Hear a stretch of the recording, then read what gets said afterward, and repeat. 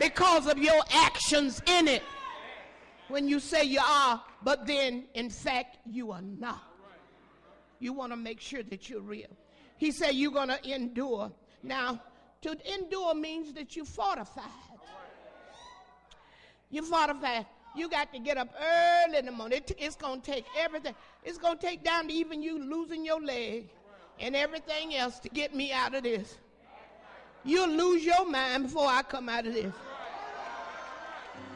You're going to totally lose it because you're fortified.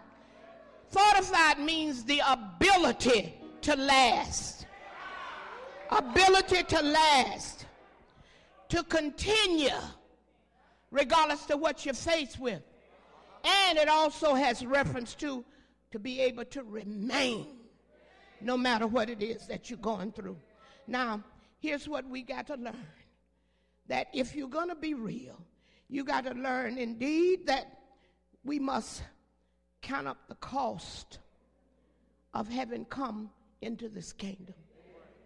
Don't jump in this like you do any old club meeting or any old other organizational thing you get into. It costs to come and walk in this kingdom. You don't get in this and just, yeah, I was saved yesterday, but I ain't saved today. Yeah, I loved the Lord yesterday, but I ain't in that no more.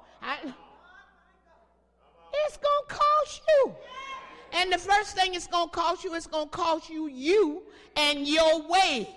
Your old stubborn, mean, evil, ugly way got to die. When you die. And if it doesn't die, the Lord keeps on working with you. He'll keep on working with you until it dies.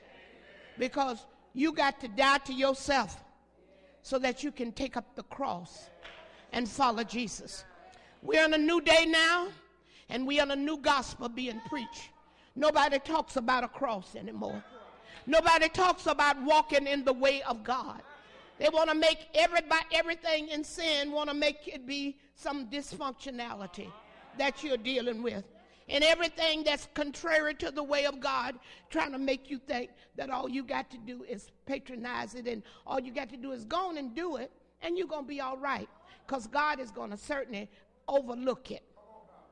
This is that new gospel.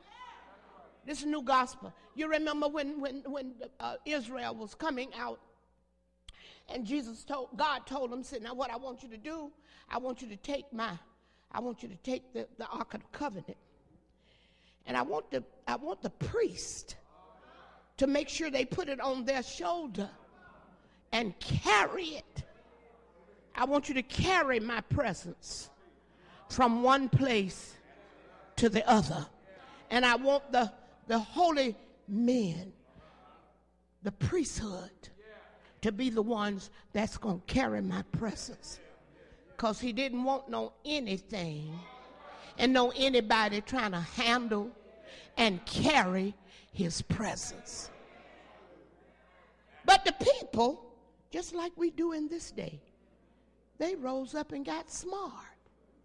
They got so smart till they said, we know what God said, but we're not going to do it like that. Let's get us another way of doing it. So they said, priests, y'all just sit on down. Y'all don't have to carry it.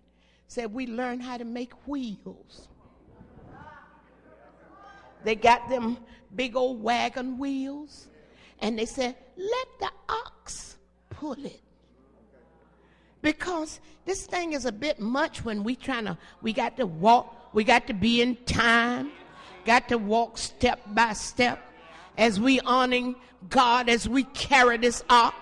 Put it on the cart and let the oxen carry it. And we don't have to worry about carrying that heavy thing. They forgot that wasn't no anything. They were carrying the presence of God.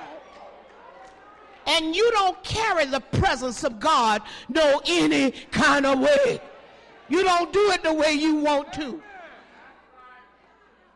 So as they started going, rolling it along the way, Said the oxen stumbled, the cart was shaken, caused a man to die because they weren't obedient. He reached up to try to steady it, to keep it from falling, and was smitten. Death immediately.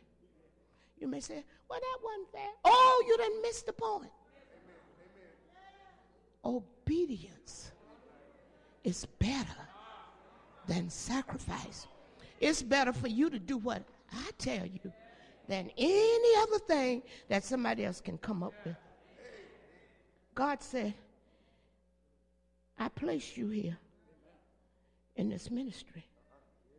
But all of a sudden, you decided you don't want to hear what's being said and you want to do it your way.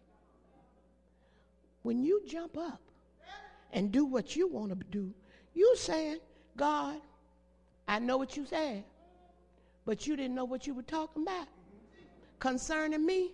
So I'm going to go ahead and do what I think is best for me. Because after all, God, I know what's best for me.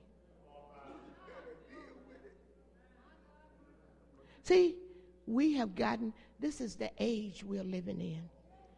People don't want to notice the world. Notice the world system. They don't want to hear no authority.